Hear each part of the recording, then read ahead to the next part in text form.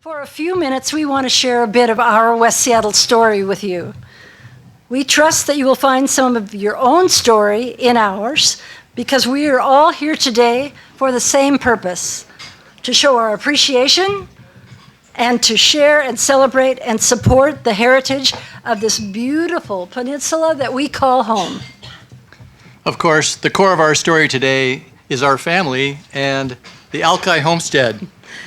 It is a legacy, and it is nestled in all of our hearts, whether, like me, who stayed in West Seattle almost all of my life, Or like me, moved away, in my case, to Port Townsend, but I keep coming back home to the homestead. Many of you know that our dad, Bob Gruyes, or Gruyes as we say, was the first long-term chef of the homestead. The building operated as Fur Lodge until 1950, when Sven and Babe Nielsen converted it to a restaurant, gave it a classic name, and put the iconic Alki Homestead neon sign on top.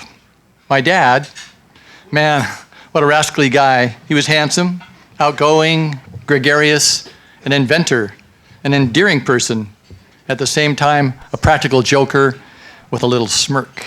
Go ahead, Rob. He had learned to cook during World War II when he worked for the Navy on a landing craft in the South Pacific. He was also an entrepreneur, always cagey and looking for fun and interesting things to do. He met our mother, Lucille, in 1948. She was a beautiful widow with an adorable 5-year-old son named Joey. Many of you might remember him as an adult. Our brother, the late J.B. Webster, who was so active in this community, and he even served on this organization's board. Our mom lived on Alki, doors from the now log museum, and one day a new neighbor, our dad, a Fuller brush man, knocked on the door. "I'd like to make a proposal." Eventually, it became a marriage proposal, and a year later, Rob was born. 2 years later, I came along. Our dad wore many hats. He sold ice cream from a little 3-wheeled vehicle for a business he called Jingle Bob's. He was a zealot and organizer for the annual Alki Kids Fishing Derby. Yeah. He sold real estate here in the community. But the biggest and best thing he ever did was to run the Alki Homestead. It was close to home. He could walk to work. He loved being the boss. He was in his element. Our mom worked there too as a salad girl. And in the 1950s, we kids literally grew up there. We even lived upstairs for a while. Rob and I both remember climbing the tall back stairway by walking on the outside of the metal railing, which was really dangerous. But we never told our parents, did we, Robbie? No, we didn't. No, in fact, one time back in the homestead kitchen, for a joke, my dad hung me upside down in a laundry bag. You probably deserved it. Oh. I confess I was a little red-haired terror. Stop. Yeah. I was not a sit quietly and color kind of kid. I was always running through the kitchen and slow down, Kathy, and being placated with Shirley Temples so I wouldn't be underfoot. Of course, the homestead was known for its family-style fried chicken, and Dad put that on the map. Wait a minute. Do you guys have the recipe for that fried chicken? Do we? I'll never tell. Anyway, as a kid, I rode in the front seat with Dad when he drove to Poultry Products down on Airport Way to get the chickens. What a scene. It was basically a slaughterhouse with a giant conveyor belt and a big pressure tank and, it's probably best not to talk about it any further during a brunch. Let's just say that as kids we knew that fried chicken was the thing at the homestead, but it wasn't the only thing. You were offered an appetizer before dinner, fruit salad from a can with a maraschino cherry and a shrimp cocktail.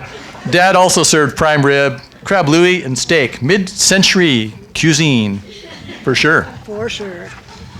And then there were the desserts. Ice cream with cinnamon applesauce. But the best dessert was called sticky pudding. It was Eagle brand canned milk boiled for 4 hours with a lid on it. Then it was pushed out of the can, sliced. It was so sugar sweet. It tasted like caramel.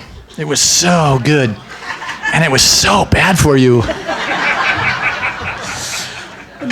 Dad took me on errands too.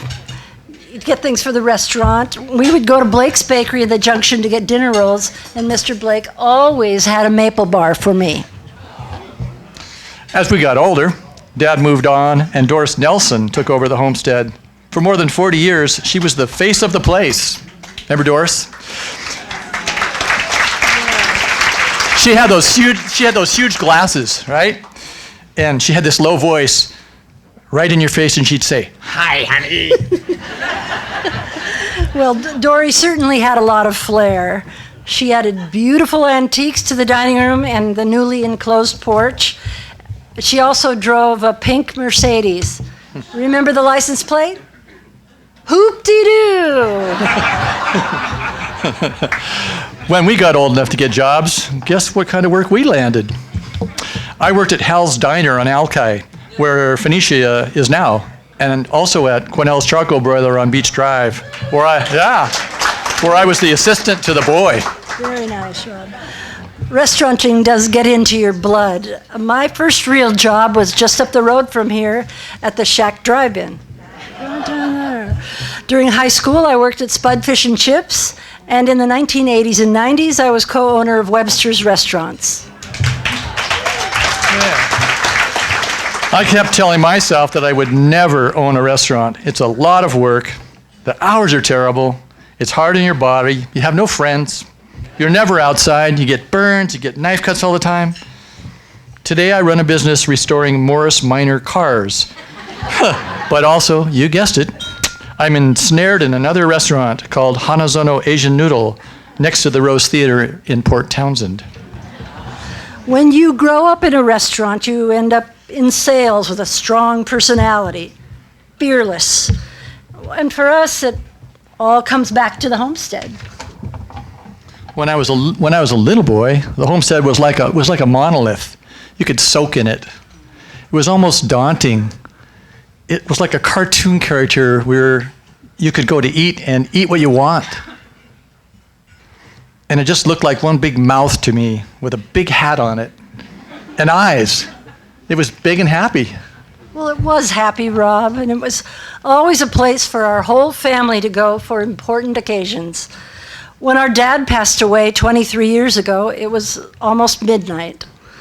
The next morning, I called Dory and asked if she could accommodate you, me, and JB for dinner that evening, and she did. It was a time for us to heal and reminisce. It was absolutely the right place to go. On my 50th birthday, very recently, my husband, Jim Alexander, told me he was taking me out for dinner. He drove me down the hill via Fairmont Gulch. He pulled right here into Salty's for a moment. Then he pulled out and drove us to where my brothers and kids waited to surprise me at the homestead. You know, when I think of the homestead, I think of lights. There used to be this little homestead billboard toward the beach next to Triggs Grocery with lights on it. And every night my dad would turn those on. And in my mind, all the way back to being a child, that neon sign on top of the homestead was always on, always. We are so happy that the Southwest Seattle Historical Society got the homestead its landmark status 20 years ago and has been working so closely with the new owner for it to be restored. By the way, Dennis, I want to come work for you. The homestead is truly one of a kind. It's where people gather to break bread and chicken legs. They take time to feel the ambiance. They sit down and share family-style food, along with family-style memories and dreams. But it's not just about people our age. It's all the next generations. I'm predicting that today's West Seattle kids will be taking their own kids there 20 years from now. All of this comes down to one word: gratitude. We are so grateful for the Southwest Seattle Historical Society, the work that everyone in this organization does to preserve the photos and stories, the historic buildings, and yes, the family legacies. It's so important. It's all about bringing people together for a common purpose. What we are doing today, right now, in this room, is fundamental to our happiness, to our satisfaction with life, and our sense of well-being. We know that the heritage that we share, that we celebrate, that we support, has value to all of us and will one day have deep value to young people who may not yet realize it. Young people, like we all were. We ask you to think back to when you were a child and the influence of your own family and upbringing. We all have common threads of gratitude. Those threads have become the ties that bind, that have connected us all to West Seattle. We hope that you have seen some of yourselves in our story, and we trust that you will give the Southwest Seattle Historical Society your full support. Thank you so much. Thank you. Thank you.